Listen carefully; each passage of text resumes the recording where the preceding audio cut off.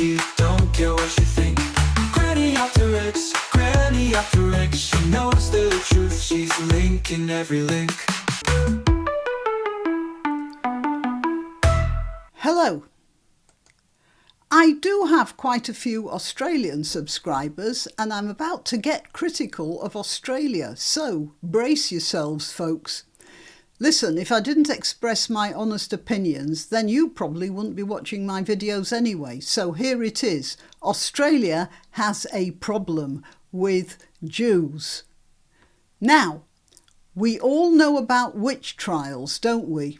You know, the village decides to pick on someone, usually an old woman with no relatives to protect her, and they pick on her for being a witch. After all, they have to blame someone for the milk curdling or the sheep giving birth to dead lambs or something like that. And they find one single cause of all their problems and they get rid of her and all will be well because the cause has been excised.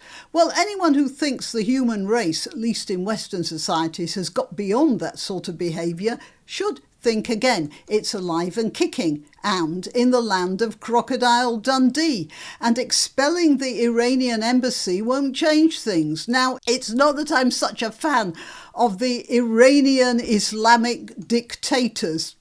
They're a bunch of corrupt and violent thugs who've occupied Iran for long enough. So don't get the idea that I'm on their side. I most definitely am not. But this bit of kill the witch is just gobsmacking hypocrisy from the Australian government. Australia expels Iran's ambassador over anti-Semitic attacks. Diplomats evacuate Tehran as Canberra declares Iranian Revolutionary Guard Corps a terrorist organisation. Amazing that they didn't realise that before, isn't it? No, Australia. The Islamic Republic might be responsible for a few attacks on Jews in Australia, but they couldn't have got that far without the help of the Australian people generally. Just like killing the village witch wouldn't have stopped the hot weather that made the milk curdle or the Campylobacter infection decimating the flocks of sheep. So expelling the Iranian embassy won't change the fact that Australia is riddled with anti-Semitism, disguised, of course, as anti-Zionism. And I'm Granniopteryx. Please like this video, even if you're in Australia, because obviously if you're watching my channel, then you're the sort of person who would tend to give some credence to what I'm saying here. But outside Australia, go ahead with no qualms. Like the video, share it, subscribe to my channel, and if you want to contribute financially, please do. You can do that on any of the links given in the description. Okay, I think I covered just about everything. Right, let's get back to ripping into Australia.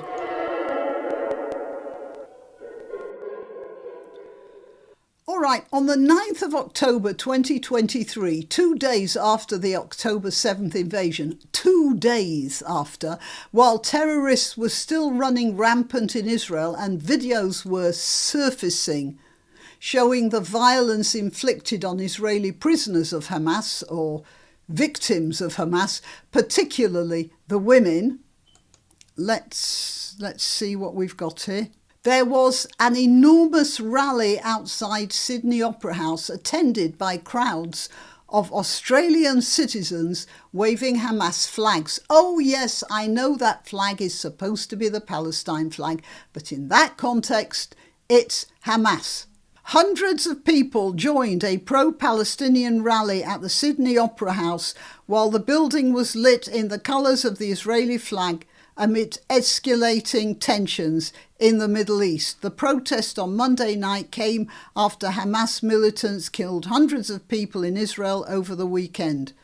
A terror attack that prompted a declaration of war against Hamas and airstrikes in Gaza. Protesters waved Palestinian flags and chanted slogans like "F the Jews," "Free Palestine" and "Shame Israel." And while New South Wales police say there is no evidence of anti-Semitic chants, as reported here, New South Wales Police have today revealed they found no evidence of anti-Semitic chants during a pro-Palestine rally at the Opera House last year. So let's compare that with having a look at what was going on. And here, this headline says, pro-Hamas sympathisers threaten gas the Jews at Sydney Opera. I suppose that's supposed to be Sydney Opera House.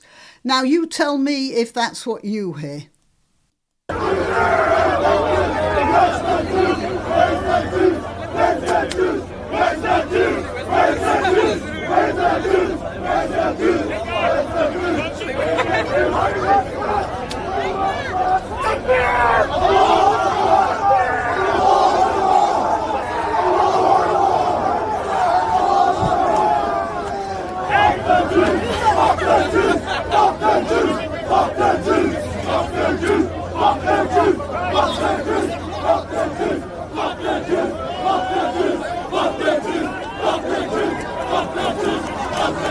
Now, that's not all Arabs there, is it?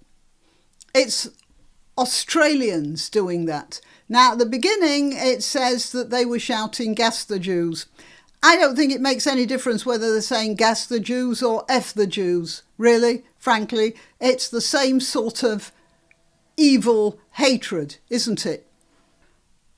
And from here, federal opposition leader Peter Dutton condemned the action of activists and protesters, describing scenes from the protest as despicable and unimaginable in modern Australia. It's only too imaginable, and that wasn't an isolated occurrence. There's a chap called Avi Yemeni. I look in on him sometimes. I don't watch him regularly, but I do know he goes round documenting that sort of thing. I shan't bore you with the long and depressing list, but Reuters have catalogued an escalating number. Oh, where's the page? Yeah, Reuters have catalogued an escalating number of nasty incidents, including, as you see here, the childcare centre being firebombed. Yeah, you heard that right. A childcare centre in Sydney.